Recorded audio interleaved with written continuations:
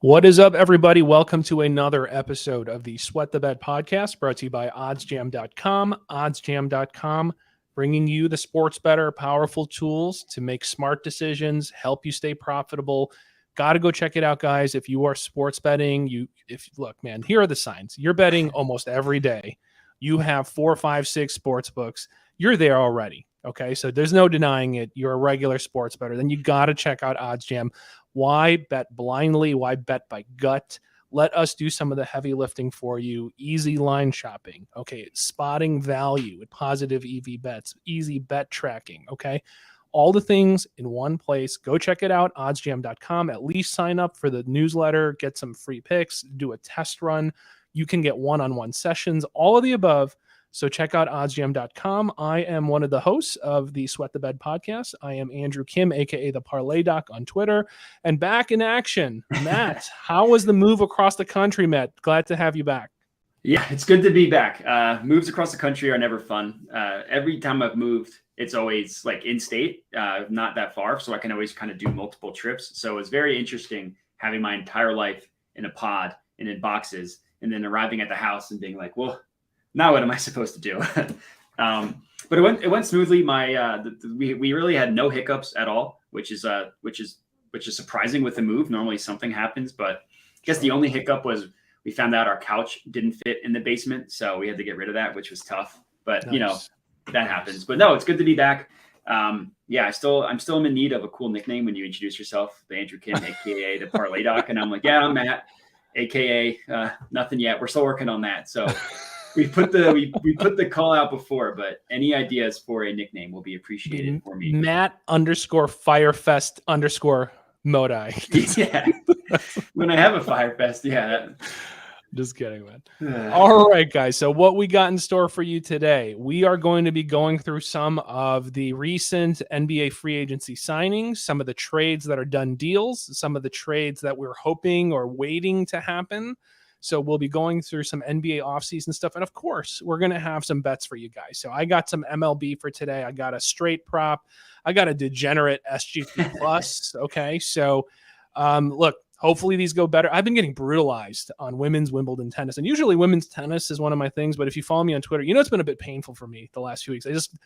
Grass courts, God, it's such an X factor. Grass just does not play like hard courts, man. So I've been taking a little easy this past week, but I got some MLB stuff, so hopefully we can make it it's a pretty big slate, so hopefully we get some fun MLB stuff, and Matt's got a few bets as well.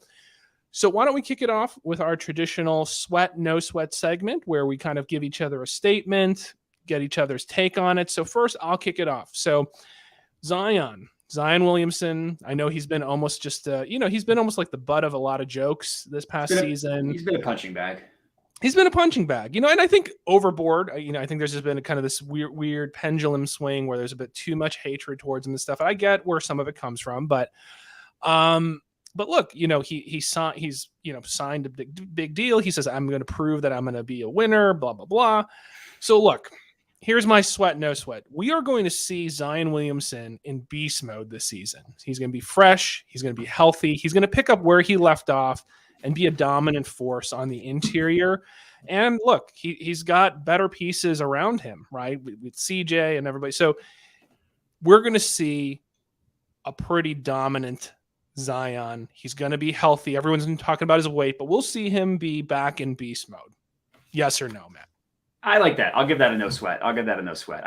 We've seen Zion dominate while being tubby, we've seen him look like he needs to, like he came back from like a long weekend, like a long bachelor party weekend and has a little bit of the extra punch. We've seen that. And he's just been dominating fools. So no, I think that's a no sweat. I think it's really easy to and I'm guilty. We're all guilty of it. I love doing it. I love roasting NBA players like this. But I think it's really easy to just forget how good he was when you miss a year like that. And then easy to be the butt of the jokes with him gaining the weight and looking overweight and all that stuff. But no, I'm with you. I think he's going to come out. He's a great player. I don't even think he needs to come out and look any differently than he previously looked before the injury. So if he looks like that, it's going to be just dominant Zion. And I like the Pelicans this year. I think they have some legitimate talent and they could be good.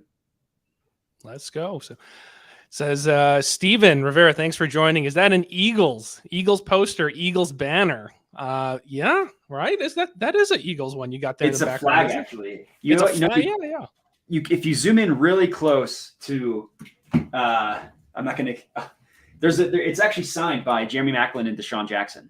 Oh, you got a signature on there. Nice. Yeah, if you look at like the helmet, the writing on the white part of the helmet, it looks a little squiggly. I got it signed by Deshaun Jackson, Jerry Maclin. So pretty cool stuff. Nice. Get in some love for your new decor at your house. So we get. Yeah, exactly. If you don't like sports, I question your longevity. I agree with you. Big Blue Brain Trust. You know what? I'm a psychiatrist of all things. I'm a psychiatrist on a sports betting podcast, and I agree with you actually, because look, man, I'm not trying to sound sexist here. I'm not trying to exclude the women, but men, we're just violent, and we just get ourselves in trouble. We really do, and I truly believe men need outlets. And we're going to have some vice. Let's just admit it. We're going to have a vice, right? I almost see like sports as this like healthy, maybe not healthy sometimes, but an outlet. Let's just say neutral. It's an outlet for all of our pent up rage and testosterone and male angst. I'm sounding very toxic male masculinity. Yeah, I'm being serious, man. I feel like if sports helps keep men in check in society, all right, I think we channel a lot of our anger and irritability and just built up tension into sports, and that's an outlet. If it wasn't there, I think there'd be a lot more problems from men. That's what I'm saying. So I actually agree with you, Big Blue Brain Trust, that I think sports is a good thing, in moderation, not going crazy with it. But anyways, Matt, what do you got for me? What is your sweat, no sweat? Oh, I almost forgot we were on a sports betting podcast. This one's not as fun. This is Late Night with Dr. Kim. So. Yeah. This one is it's not as fun, but I think we're not going to see a Kevin Durant trade until like closer to training camp. Like, I don't know if that's September. I forget exactly when people report. But like, I think it's like early to mid September. I forget exactly, but I think it's going to be a long time until we see a Kevin Durant trade. Oh man. Yeah, okay. I'll say no sweat for a couple reasons. I'll be quick. I think it's going to be this weird combination of the Nets wanting some Kings ransom huge haul, but the problem is some of those options are starting to get limited already. And with some of the moves and the signings that have been made, that like your pool for potential Kings hauls and Kings ransoms are like diminishing week by week. That I feel like if they were going to like get that, they might have I get where they don't want to rush into it, but I almost think they're going to shoot themselves in the foot a little bit, where their options are going to be more limited. And because of that, they're not going to be content. They're going to drag it out longer. So I could see that happening. I actually can see that happening. So. Yeah. And we'll talk about this, but I feel like it's just like, it almost reminds me of the Ben Simmons situation last year, where Daryl Morey was asking for like, I forget the exact terms, but it was like 2 All-Stars and 3 picks. It was like he's had this like ridiculous asking price. He ended up getting Harden, which ended up not working out, but at the time was like celebrated as a good thing he waited. But it reminds me just like of like the asking prices, and then like these points in time go by where like trades happen a lot. Like the draft is obvious. Like the start of free agency is another one. I feel like it's hard for trades like this to happen later and later in the season, because like you said, all the teams have their cap tied up. It just makes it a lot more difficult to jump through the cap gymnastics, which neither of you are, or neither of us are cap experts, but sure. And then before the draft, draft picks have more value before the player is selected. You know what I mean? So it's one of those things where, yeah, I agree with you. The longer you wait, the harder it gets to make a trade, and the more teams are kind of just like, all right, well, we're just going to go into the season with our guys. I almost wonder if it's going to be like a Jimmy Butler situation with the Timberwolves, where he reports he's just a malcontent.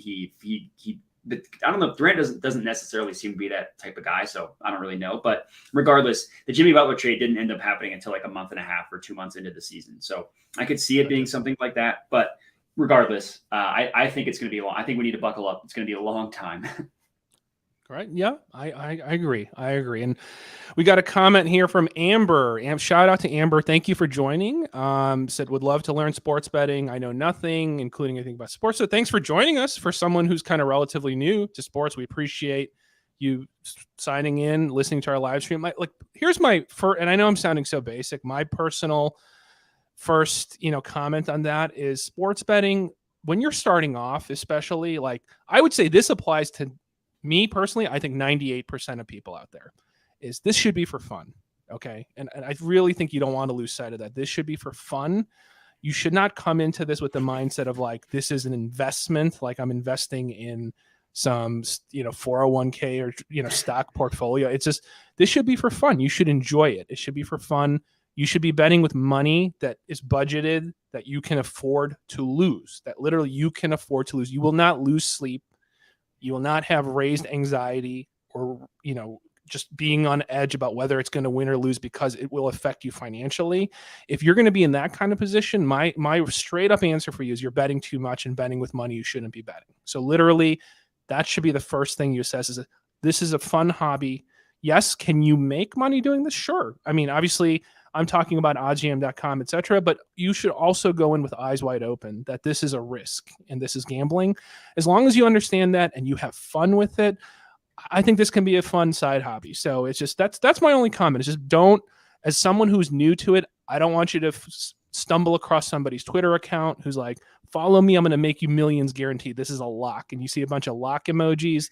There's no such thing. So that's my only comment is thanks for joining and just be responsible and just be safe and kind of go into this with a very realistic approach. That's my only, any comments on that, Matt? Anything else you want to add to that? No, I think that's good advice. And I think one of the comments before, if you don't like sports, I question your longevity, I think was regarding this comment, was regarding this comment about like wanting to bet on sports, but not knowing a ton about it. Yeah. I mean, it all just depends on what you want to get out of it. Some people like, the OddsJam co-founder, Alex Monahan, he's a finance guy. He's a stock guy. He literally just looks at math and likes it for math reasons. He doesn't really follow sports that much. And there's a lot of people that like I've talked to that use OddsJam that don't care about sports, that just literally want to make it a side hustle, like, and just use the math behind it. And there's also people, which I think is more like us, which is like, we like sports, we're going to watch sports. So having some skin in the game makes it a little bit more fun. The most important thing is what you said is just about bankroll management. It shouldn't be the point where, like you said, you're staying up at night because you're sweating out a bet, or because you're wondering like, oh, am I going to have to like move money around? Or really, it shouldn't. Like the way I think about it is, it shouldn't affect your mood. It could be one of those things that like frustrates you, but it shouldn't affect your mood. It shouldn't be one of those things where you're like in a bad mood or like pissed off about it. So I think if you're starting off, probably what you should do is come up with some sort of budget that you think you could spend on it, like quote unquote bankroll. I mean, check out the OddsJam YouTube channel. Both Andrew and I have a ton of videos on there that are like betting education. But yeah, I think whether you like it, you want to do it for sports reasons, you want to do it for just as a side gig, whatever you want to do, I think it's important just to A, understand that, and then B, understand what you can put into it in terms of money that's not going to, break the bank.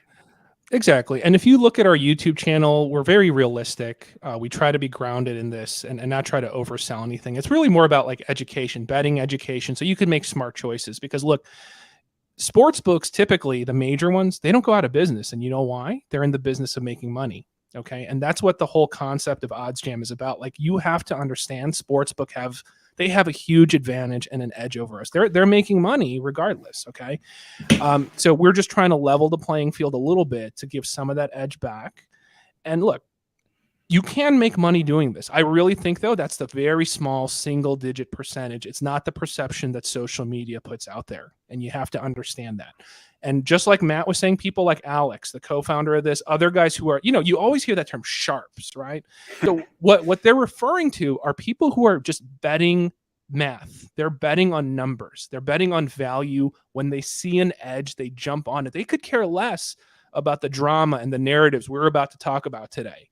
With trades and who I think is going to win. If you think someone's going to win and there's no value, you're not going to bet it. So that's the difference between those 2 to 4% of bettors who are called quote unquote sharps, I don't know what the hell a professional gambler, but a professional gambler versus the casual bettor. I would say I'm a semi-casual, semi-degenerate, but I don't consider myself like one of those numbers guys who's doing it hardcore. I'm trying to eke out a living doing this. But if you are of that vein, then you watch some of these videos and the numbers and you live and die by math, basically. That's my other comment on that. So anyways, moving on, guys, let's jump into the heart of our convo today, the trades, NBA free agency, the meat and potatoes of our shows. And we're just going to run down. We're going to give our grades and our thoughts about how we feel about it. So I want you guys, the ones who are here, I see a bunch of you, chime in. Let us know your thoughts. Let us know if our grades are crazy or if you agree with some of our grades. So let's kick it off with a pretty big trade in terms of like the actual commodities or the players and picks that were swapped. Okay, Rudy Gobert, the Rudy Gobert trade. I want to start with that because that's a huge exchange between the Timberwolves and the Jazz. I mean, a lot of movement here. So the Jazz are going to traded Rudy Gobert to the T-Wolves. The T-Wolves think we need defensive upgrades. That's what we're lacking. We need more interior presence. That's the missing step to kind of take us to that next level in the postseason. And in exchange for Rudy Gobert, they gave Malik Beasley, Patrick Beverley, Walker Kessler, Jared Vanderbilt, Leandro Bolmaro. Here's the key, though. Oh, forget those guys, okay? I'm just listing them so you know it was traded, but it's really these.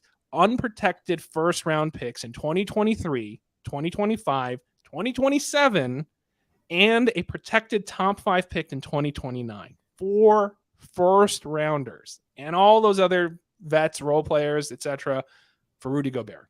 I mean, thank God that 2029 pick is top 5 protected, because that just would have been too much to make that top 3 protected or unprotected. So I'm glad. I like to imagine the negotiations with that one. No, you will top 5 protect this pick in 2029, in 7 years from now, when everybody on the team is probably not there anymore. Yeah, I mean, I had a rare break in my drive out here when this trade dropped, so I was able to comment on it on Twitter. I think This is an absolutely moronic trade for the Timberwolves. I think it's horrible. I think it is so outrageously bad. I mean, they gave up an obscene amount of draft equity for someone who is a legitimate liability in the playoffs. And regardless of that, if you just want to look at it in the regular season, who's better than them, or who are they better than in the West? You know, like if you look at the top teams, like I'm taking, if you just want to go through it real quickly, I'm taking the Warriors, I'm taking the Clippers, I'm taking the Nuggets. Yeah. I'm probably still taking the Grizzlies.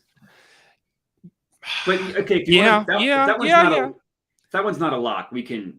But plus minus, they're right there, right? Either slightly better, I'd buy in. The as Suns, a team, as a unit, Grizz. Yeah, I would go Grizz. The Suns, I mean, the Suns? I mean, the Mavericks literally just went to the conference finals. Yeah. So you're saying, you're already, even with him, you're That's still vying for those bottom 3, right? Yeah. Yeah. I mean, you're happy if you get the 6th seed, and then you're not going to get out of the first round. Like none of those teams I named, I don't think they're going to beat in the first round at all. Like I don't think it's close. I mean, injuries obviously play a huge part in this. So everything can change with an injury. And I just don't get the logic of, well, we need a rim protector behind Cat. I mean, when's the last time 2 7-footers have started on a team and that's worked out? Yeah. It's like, we're not playing in the 90s anymore. And every team beat the Jazz by playing 5 out. They just played small ball. And you're telling me that Cat in Gobert is going to work versus a small ball lineup?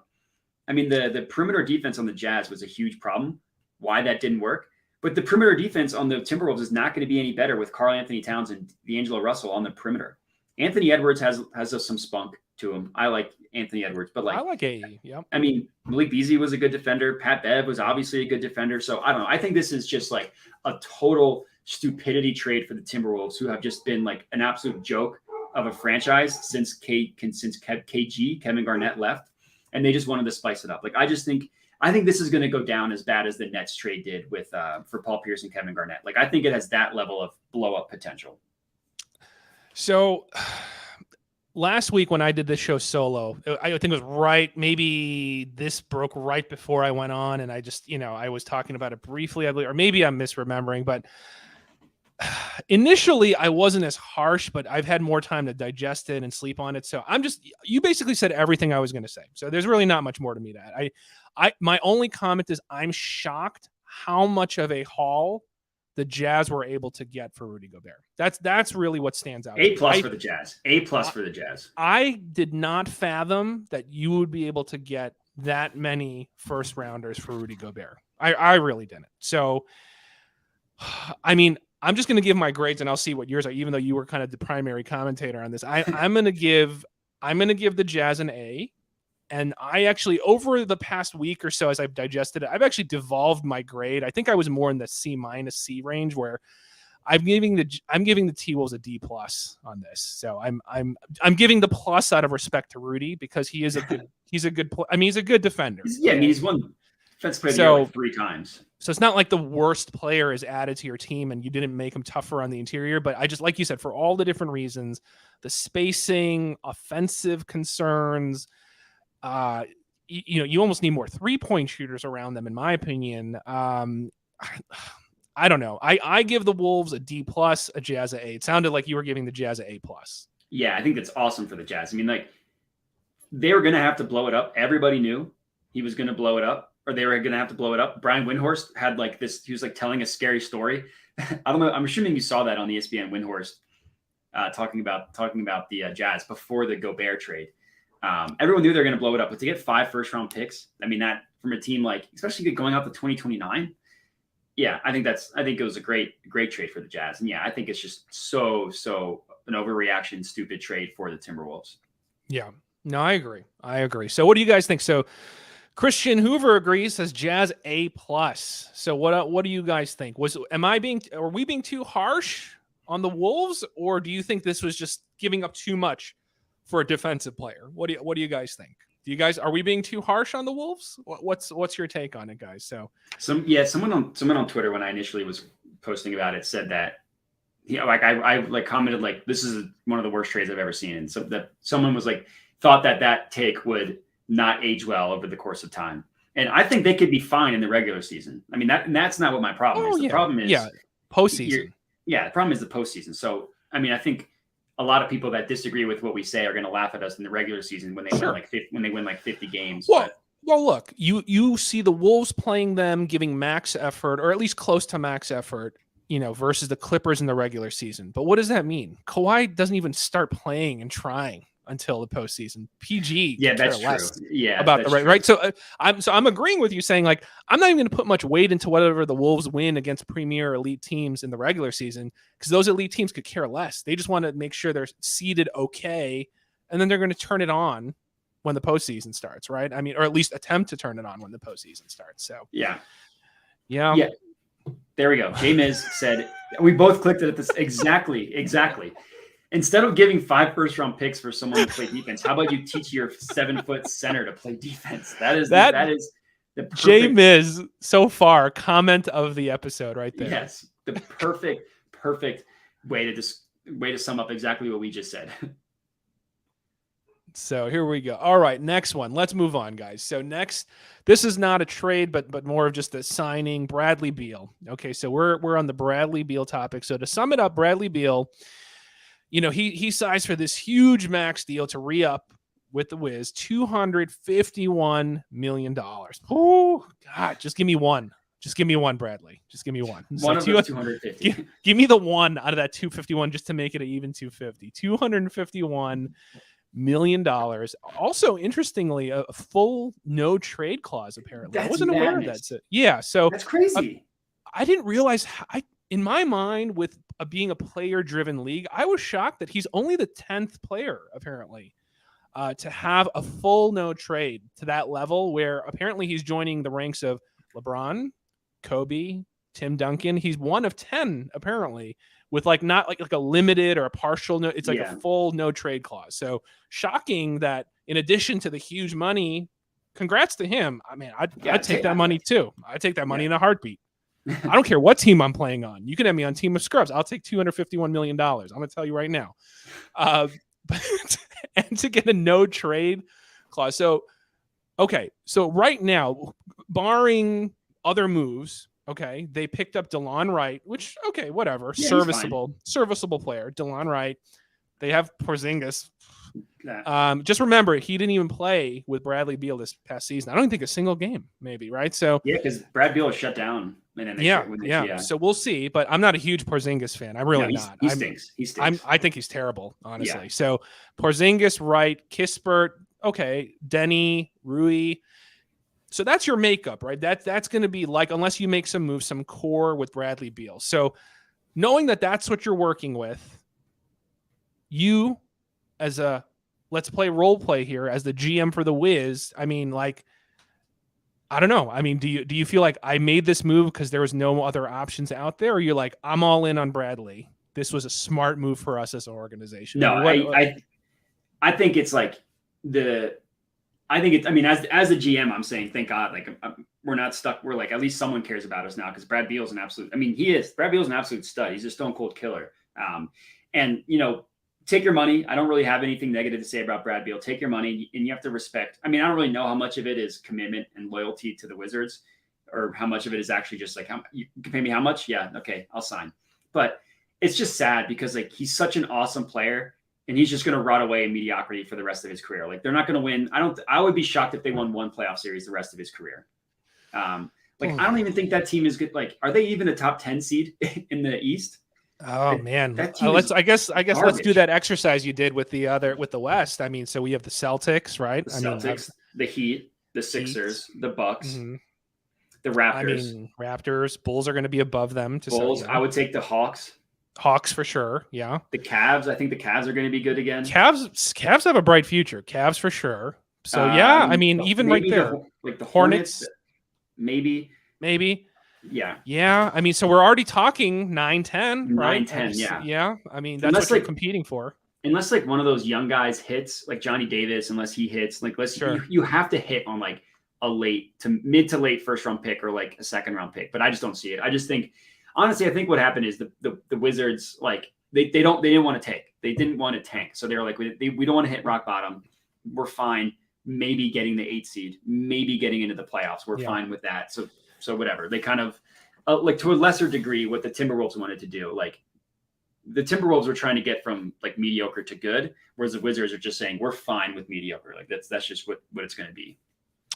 So this is obviously I'm coming at you with a very pessimistic viewpoint here, but which of these two pathways are you going to see happen with Bradley Beal? Knowing that I think we are in agreement that the Wiz have now entered and locked themselves into basketball limbo, right? Like hanging around, clutching onto 8, 9, 10, but not being bad enough, right? That you're going to really be able to even do much like down the road, right? With like tanking and stuff. So, because he's good. He's a solid scorer, man. He's damn good. But which path do you foresee happening as a more likely thing? Is that 2 years into this, he's so discontented that he's going to force himself out? Okay.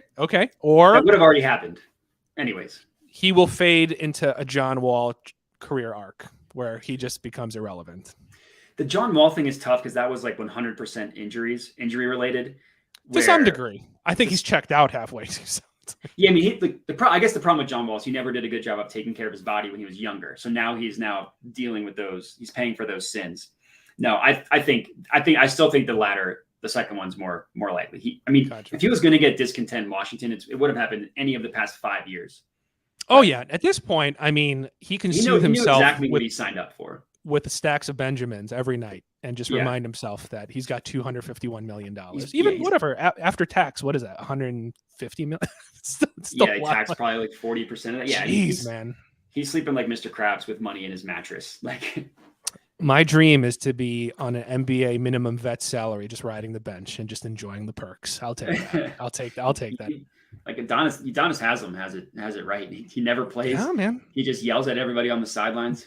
Coach, just give me 3 minutes and I'll shoot a 3 here and there and play some D for you for about 3 minutes in garbage time. I'll practice hard, make the stars care during practice. And all right. So look, now let's talk another trade, and we're gonna give trade grades on this one. I think this trade, I don't know. In my opinion, I just feel like from a media coverage standpoint, it's just kind of like not getting the press that it deserves. I think this was a pretty big trade in my opinion, and I'm not sure it's getting the love it deserves. So Malcolm Brogdon going to the Celtics. Okay. I think this is a big trade. I personally do. Totally agree. I think it's a big trade. So Boston gets Brogdon. The Pacers get, I'm just going to fly through this. Nick Stauskas, Malik Fitz, Juwan Morgan, Daniel Tice, okay, serviceable. Aaron Nesmith, okay, and a 2023 first-round pick. Okay, so I think we saw what we saw in the postseason where, I mean, the Celtics are right on the cusp, man. I mean, I won't belabor this, but it's like Matt and I have said, Celtics defense is like a juggernaut. I mean, is legit, okay? What we saw where there was that minor gap is just these offensive deficiencies. Need a ball handler to really facilitate that offense, a true point guard. Bench, scoring can dry up at times. Okay. So my opinion, getting Brogdon, I think this is going to be a good fit. Obviously, the wild card here is health. Can he stay healthy? Can you steal if he can? There you go, Jay Miz. Exactly. See, you and me, Jay Miz. Steal if he can stay. If he can stay healthy, that's the roll of the dice, right? Can he stay healthy? And if he can, and it's a big if, but if he can stay healthy into the postseason, man, I mean, this can really be a dangerous run that the Celtics can go on because upside is huge with this. It's a big gamble, but the upside is huge in my opinion. I totally agree. I totally 100% agree. I think Brogdon is like exactly what the Celtics needed. He's like, he can play point guard, but he's not one of those point guards that needs the ball. So he can facilitate to Jaylen Brown, and he can facilitate to obviously to Jason Tatum. All right, but he can stabilize the offense in a way in which they didn't have. And he's good defensively, so he's not like he's not going to be someone that you're going to target on the defensive end. I think this is the perfect trade for the Celtics. And as a Celtics hater, it makes me mad because I think it's such a good trade. I mean, I think any team can use a player like Brogdon who can shoot, he can pass, he can drive. Like he just does everything. So I think it's a great trade for the Celtics. I give them an A. I thought it was a really good trade for the Pacers. I mean, they didn't really get a ton, but they weren't going to get a ton for someone who's like, he's older than his profile would suggest because he came out late. He does have the injury concerns that have just been flagged his entire career. Sure. And they're probably going to tank anyway. So they didn't really get much, but it's not like it was a really dumb trade where you're like, that's it. So I thought it was a fine move. Like, I don't really have a grade for the Pacers because it was kind of just like, it was fine. But I thought this was an awesome get for the Celtics. Yeah, I gave Boston an A-. The minus is really just because of the risk of health. Fair. I mean, just with his track record, that's really the only reason I said A- versus a solid A. Pacers, I didn't really know. I gave him a B-. Yeah, it's just. I mean, they're not going to be anything. So yeah, I mean, it's just like I think they were just trying to get whatever value they can get right now because the market just started shrinking once like Brunson got signed and some of these other kind of middling journeyman guards got signed. I think teams like they just saw like we don't even have many options left of who we can kind of peddle. Brogdon, we need to get something. So I mean, I think realistically, from a GM standpoint, they got what they can get with the market that was shrinking rapidly. So I actually think it wasn't terrible, wasn't amazing. So they got stuff. So they got something. I give them a B- to be fair. So yeah. All right. So I guess question for the audience, because we still got a bunch of people here. So it's like Celtics, is it fair that they should just be full on faves for the East?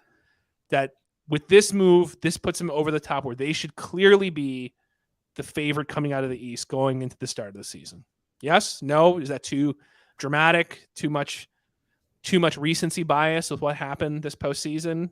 I think, and then we can let the people comment. I think I would probably still make the Bucks the favorite if I had to guess. Maybe it's like maybe they're tied. Maybe they have the same odds or tied with the same odds. But I don't necessarily think they should be above the Bucks. I don't really think it gets talked about enough that Chris Middleton didn't play that entire series and it still went 7. They're missing their second best player and that series went 7. So Milwaukee's not going away. Sixers and Heat. So your answer tells me you have no faith in your Sixers. No. Is it Doc Rivers still their head coach? No. Okay. Is James Harden still there? No. No faith. Unless they get Kevin Durant. Good Lord. Okay, guys. All right, moving on next. This was another pretty big one. I mean, this one did get press. Was the DeJounte Murray trade. So I'm very interested. I'm very interested to hear your grades in particular. I know what your grade's going to be probably for the Spurs, but I'm interested in your grade on the Hawks. I really am. I want to hear your perspective on that. So to sum it up for people who haven't caught up with this, it's been about a week or a little over a week. So the Atlanta Hawks get DeJounte Murray, who I really like. I mean, I really like him as a solid piece. Spurs get Danilo Gallinari. Okay, whatever. But more importantly, 2023, 2025, 2027 first round picks. Whoo, that is a haul. 3 first rounders and a future pick swap with the Hawks. So you throw that in on top of it. On a side note, just since we're not going to really get into this, other moves related to the Hawks. Hawks gave away Kevin Huerter.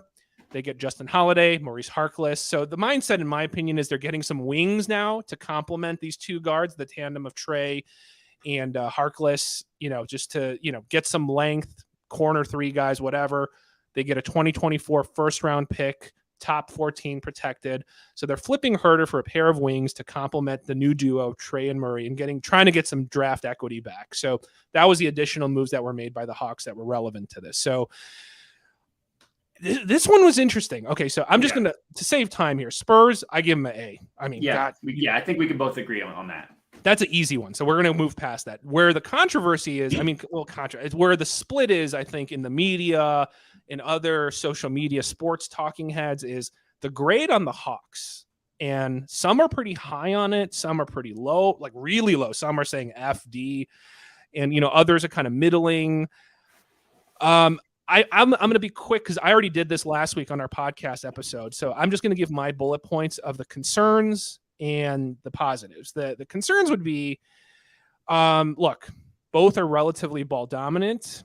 How would they play off the ball? I can see Trey having an easier time playing off the ball, more like a Steph Curry style. I mean, obviously, look, he's not Steph Curry and he doesn't shoot like Steph. I'm just saying I could foresee him with the off the ball movement, playing in an off the ball style and thriving there a little bit easier than maybe I can see DeJounte Murray doing that. That's just my personal take on it. So that's the one concern. It's like, how are they going to divide ball handling duties? Can Murray play off the ball, as well as in my mind, at least, that Trey could play off the ball? I think Murray brings you some upgrades on the defensive side when you need a harder matchup to other elite guards, where Murray can help with that.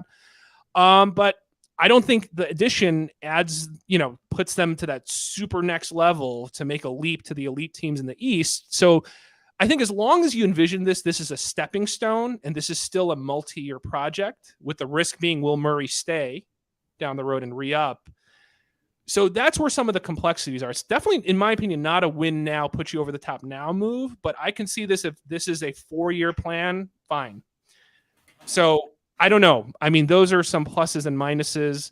I think they gave up a lot for Murray. Yeah. I think in my opinion, too much. Even as much as I love Murray, don't get me wrong, he's like a walking triple-double some nights, but I think they gave up a little too much, in my opinion. Those are my opinions on it. Yeah, I agree. I think I get why the Hawks did it. I think this would have been I think the Timberwolves would have been better off doing this trade than doing the Gobert trade, because I just think Murray would have fit better with the Timberwolves.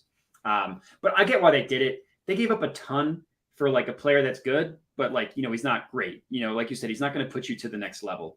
I gave it a C+ for the Hawks because I get why they did it, right? He fits in perfectly with them defensively. He's a good defender. He can guard a little bit above his size. He can also guard the point guard, because you hide Trey Young as much as you can. So having another plus defender in Murray, I think, is good. But on offense is where I think it's going to be interesting, because like you said, both him and Trey need the ball, right? Trey, he's Russell Westbrook on offense. He doesn't move. He gets rid of the ball and he stands there. He doesn't move. And Murray, he can't shoot. So neither of them are ideal to be off the ball. So I think it's going to be interesting how they figure that out offensively, but he's young. He's on an affordable contract. I guess like you said, I think he's got 2 years left on a pretty reasonable deal. Yeah, so Gobert had just gotten maxed out. Yep. And they have a lot of young talent. I love Hunter. I love Hunter. Yep. Obviously they have Trey. I think Capella's a serviceable big man. So they have talent. But I just wonder if this is another one of the situations where it's not where is this really getting you? Yeah. So I get why they did it. And I don't think it's terrible. And I think, like you said, he's young enough where they can still make some moves and they can still kind of grow into a better team. But it's just a lot. It's just a lot to give up. I agree. I'll be quick. I'm going to give the Hawks a C plus because I like Murray. I think he brings some, I think he brings some upside for all the things you said. I couldn't get into the B range this week when I thought about it more, just because of what they gave up. You're gambling on if it works or not and whether he'll stay for a longer term project. Because I don't see this as a win now. I think it is a longer term project. So you're gambling on him staying, and you leverage your future with that gamble, right? So it's a lot. So that's why I gave it a C plus. But I will say it will be very fun to watch the Hawks this season. I agree. I think they're going to be very entertaining, very entertaining. So yeah, I'm going to give them an A for entertainment factor because I think they're going to be a fun ass team to watch this season. So. Yeah, especially after last year, I feel like the whole, it was just such a sad year after how good they were in the playoffs, and last year they just couldn't get it together. It was just a sad year. All right, the next two we are going to breeze through 1 minute piece because we want to save time to talk about KD. We know we want to talk about KD. So very quickly, 30 seconds. Brunson, 4-year, $104 million damn dollars, man. I'm just going to tell you right now, I'm going to give the Knicks signing that. Man, I'm going to give them a C. Honestly. Yeah, I think C is good. And I'm going to give him a C because, look, is he a good player? He's a good player. And I like him because I'm also biased. He went to Stevenson High School where I went to Stevenson, and he's a local hero and a legend because someone from our high school went to the NBA. So I like that.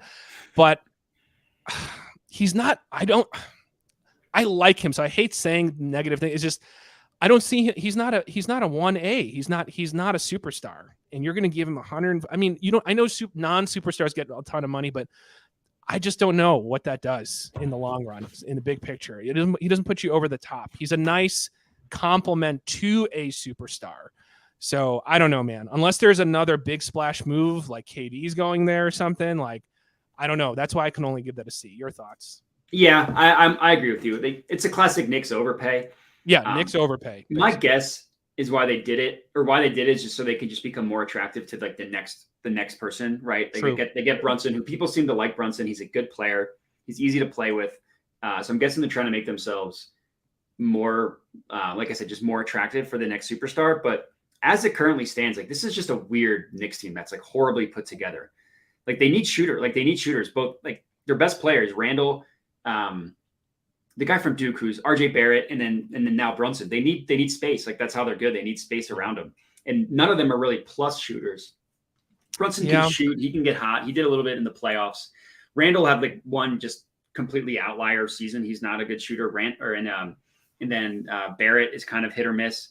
So as it stands, I think this team is like horribly put together. And then like you're telling me Tibbs is going to get the best out of that roster, like the old Tibbs with no new ideas. So I think for this year, I think another team like the Wizards that they'd be lucky if they can make the play-in. I think they're going to be still just as bad as ever. But I get why they did it because it's like, sure, can we just look better? Like, can we just be less of a joke so the next superstar comes available and isn't just totally ignore the Knicks? Yeah. All right, next one, Zach LaVine signing very quick, 1 minute, 5-year max, not super max, but max, 5-year max, $215 million. Other ancillary moves, Goran Dragic, okay, whatever, sure. It's a plus in my opinion. Andre Drummond, it helps the rebounding, but I don't know. I feel like we're gonna have a very slow plotting second unit, so I'm not sure on that. As a Bulls fan, I'm from the Chicago area. I think we got to get rid of Kobe White. I think we got to take a swing at KD and just take a swing at KD. Okay. Wishful thinking. I'm going to give the Bulls grade on doing that sign a B because I don't know what else you do, man. Like that's the hard part with Zach is like you can see someone who watches him every game. You can envision the ceiling and you're like, God, if you could just stay healthy, you have all the tools to, be a really, really studly good player.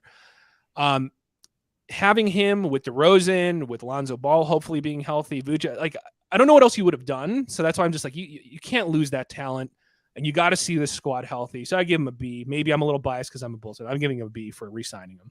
Yeah, I think you can't let him go for nothing. I think obviously that's way more money than he's worth.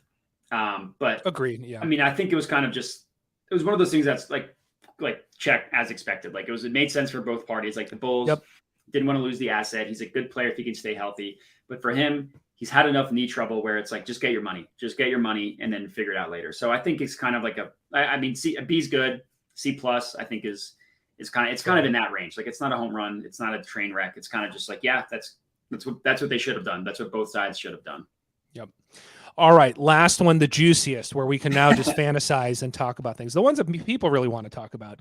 Kevin Durant, Kyrie Irving, and I guess you toss Ayton because he's part of these talks. So Durant, Kyrie. Let's talk realistic versus what people want to see happen. So, okay, look, Durant made it clear he wants to go to, the Suns or the Heat. That's going to be very complicated. And honestly, right now, the way things are set up, the Nets don't have to respect that. I mean, he already is locked in, so they could move him wherever they want to move him to get the best haul possible. So complications with the Suns, they need some kind of sign and trade with Ayton. They got to move a lot of pieces. With the Heat, complications are multifactorial. KD wants to be with Bam, but that's going to be complicated because I'm sure they're going to want Bam. If they have Bam, they got to move Ben Simmons. It's super complex with the two teams that he's listed. So first question for you, Matt, is it even realistic that one of his two preferred landing spots can even happen? And will it happen? Will it happen that it will be either the Suns or the Heat where he wants to go on a championship contender? Yeah, I think it will. I think it's going to be one of those things where we look back and the superstar players always get what they want. Anthony Davis ended up at the Lakers. Carmelo Anthony ended up with the Knicks. LeBron, I guess LeBron was never traded, but whenever there's a trade demand like this, it's almost always the team ends up where they want to go. Like Kyrie to the Celtics back in the day, Harden to the Nets, Harden then again to the Sixers. It's riddled with this. I think it's just going to be a standstill that's just going to last a long time because it's almost like they're clogged. Like the three of them are clogging a drain, and you need one of the Ayton, AD, or KD, Kyrie moves to happen in order to just unclog the drain, and then the rest of it can kind of fall into place. Because the Suns aren't going to do anything until they have the KD situation figured out. KD and Kyrie are almost like a package deal, so the Nets aren't going to want to do something until they have the other one figured out. So it's almost just it's a four-way stop sign. Everybody got there at the same time, and nobody's moving. So I think, anyways, that didn't exactly answer your question, but I think it'll be the Heat or the Suns. Okay. So let me narrow it down. Let me ask you a different question. So let's say, I'm just going to give you hypotheticals, forget caps and all that crap. So let's say realistically, the Suns, they get rid of Ayton. Let's say they move Bridges and Crowder. So really your core now is KD, CP3, and Booker, and whatever other role players you hobble together. Okay. And let's say the Heat, somehow they figure out how to keep Bam to have KD happy. So it's Bam, KD, Butler. Let's say you lost Lowry, Hero, Duncan, all these other pieces. And okay. So those cores, the Heat core that I just said versus the the Suns core, which team is the better championship contender if hypothetically between those trios? I think it's the Heat. I think it's the Heat. The Heat core. Jimmy Bam and Jimmy Bam and Kevin Durant is just ridiculous. That's obscene. Both teams will have to figure stuff out on the ancillary pieces, but that's you can do that. Like the Lakers did it when they traded for Anthony Davis. Everybody said how are they going to put a roster together, and they put together a pretty awesome roster after that. So I think the Heat, I trust their coaching, I trust their management. I think that. It would be one of those things where if he goes to the Heat, it would just everybody would just be annoyed. Everybody would be annoyed. But I think the Heat are more likely than the Suns just because the Suns are such train wreck vibes going on. They've been good the past 2 years, but their owner came out and said that he doesn't care about the draft. And they also had that story that came out 2 or 3 years ago about the owner. And then there's this whole sexual assault situation going on with the owner. There's just a lot of weirdness with the Suns that I just trust that could actually get it together and make it work. Whereas the Heat, this is what he wake up for breakfast and then they do stuff like this. So my guess is that he goes to the Heat. Interesting. Okay. Yeah. But yeah. I like that compliment though. It's if you have a person with that Jimmy Butler style of player complimenting KD. Oh, those are great complementary skill sets. It's just man. That would be a dangerous duo. So now let me ask you this. So F reality. Okay, now let's just say someone comes totally out of right field and just surprises the world, right?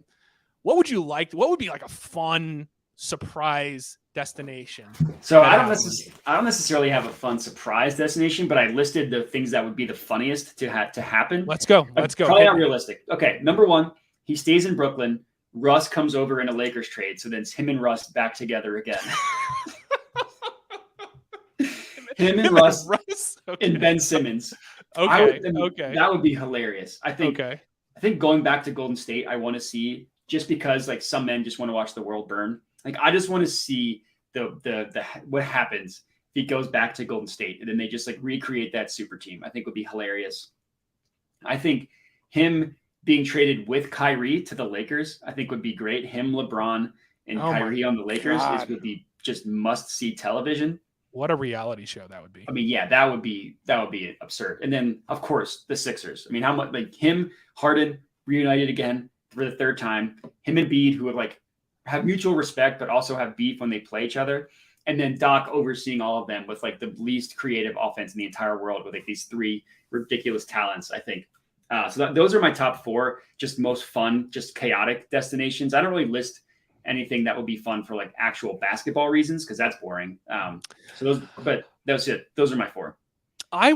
So my two like fun ones, obviously I'm biased. I'd love to see the Bulls just give up everything and Vucevic and whatever, and just whatever, like give up DeMar, give up Vuce. I mean, I don't know, man, but team them up with Levine and Lonzo. I think that would be a fun team to watch. And then I actually said Sixers as well, because more so, I would just love to see what level Joel Embiid's trash talking would reach, knowing that KD was on his team. And I think social media would have the biggest win ever, because Joel would just, I think his trash talking and his ego of being condescending to other trash talk, I think it would be epic knowing that KD's on his team. And I would just, he would be the best follow on NBA Twitter. I hope he gets back to that. I feel like he's been quiet for so long now. When he was first in the league, when like those 2 years where he wasn't playing, he was so active. And then when the Sixers were bad, he was so active. But I feel like it's not as fun when you're talking a lot of crap, but then you've never made it out of the second round in your entire career. So I think he kind of shut it down, which I understand. But yeah, I would love for Embiid to go back to the way he was. Yeah, that was like him. What he did to Drummond, what he did to Hassan Whiteside, the legitimate fight he got in with Karl Anthony Towns. Yeah, it was so entertaining. It was so entertaining.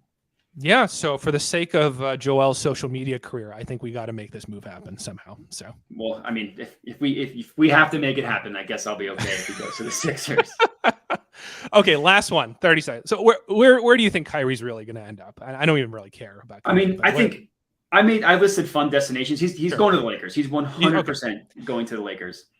I think it's such a player-driven league. I agree. Yeah. I feel like they're just going to drive. No matter what these teams say, I feel like they just don't want the headache of an unhappy player. Yeah, he's going to the Lakers. I think I listed two fun destinations, again, not for basketball reasons, but just for content reasons. I would love to see him go to the Heat and just him with Heat culture. I would love to see him in Heat culture. If you could get a reality TV show out of that. Oh, God. And then I think it would be funny to see him go to the Sixers. I don't want him there. I don't want him there as a fan. But him reunited with Harden after what happened last year, I think would be hilarious. And then him playing with Embiid, I think would be funny. And then like just the curmudgeon Doc dealing with Kyrie's antics would be very entertaining. But that is something that I absolutely do not want to happen. But would be very funny if it did. I wonder if that happened. Would Doc think that he's more of a head case or Rondo is more of a head case? Oh, that's tough. I think it's probably for different reasons, probably Kyrie. So at least Rondo, is going to play. Sure. Kyrie could just be like, you know what? I'm just going to take a week off just because I don't want to. Yeah. All right, guys. Last few minutes. Let's try to slam through these bets. I'll start off because mine's gonna be quick and time dependent on the next few minutes. So I have a degenerate SGP plus. So for like people like Amber, this is not what you do when you start off, unless you're gonna put a few bucks. Okay, a few bucks for fun. Okay, 3 hits from 3 different MLB games. All right, White Sox, Luis Robert to get a hit. Tim Anderson, Jose Abreu. So Abreu, Anderson, Robert to get a hit. Roberts. Red Sox, Devers, Martinez, and LeMahieu on the Yankees. So Devers, Martinez, LeMahieu.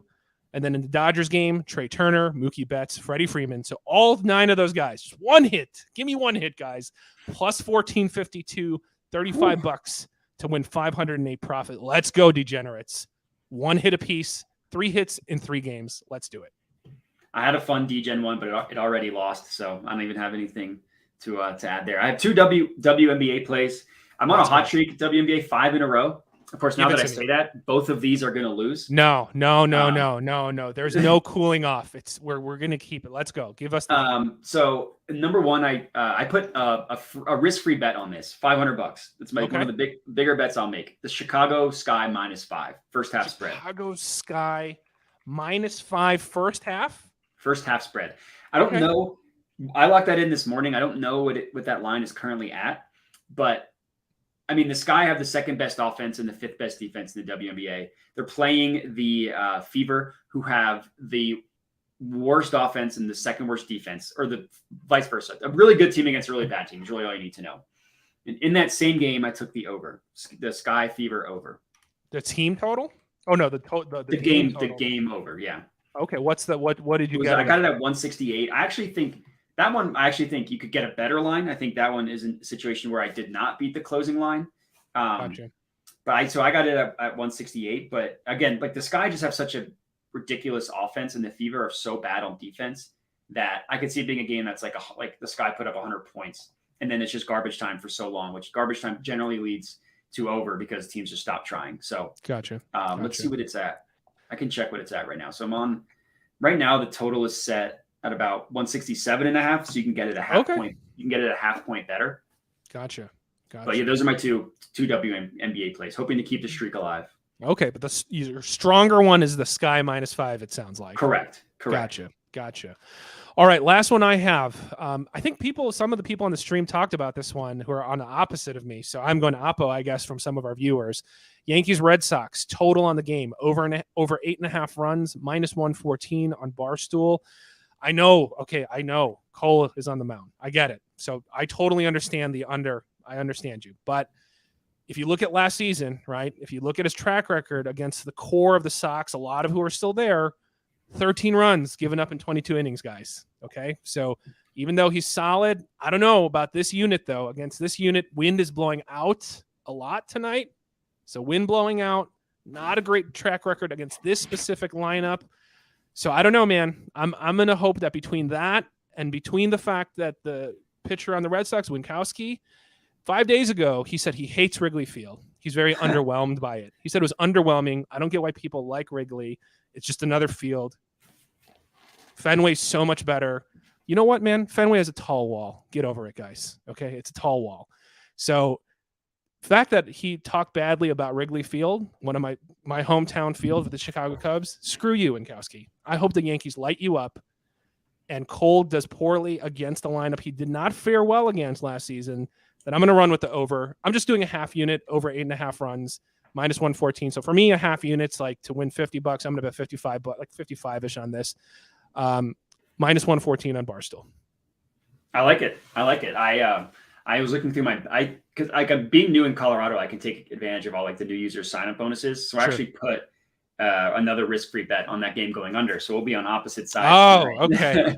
Okay. Well, if it goes under, then I'll blame Winkowski either way because he bashing on Chicago. So and that's what we're talking about where betting should be fun. Just bet against someone you hate is more fun than betting on someone you like.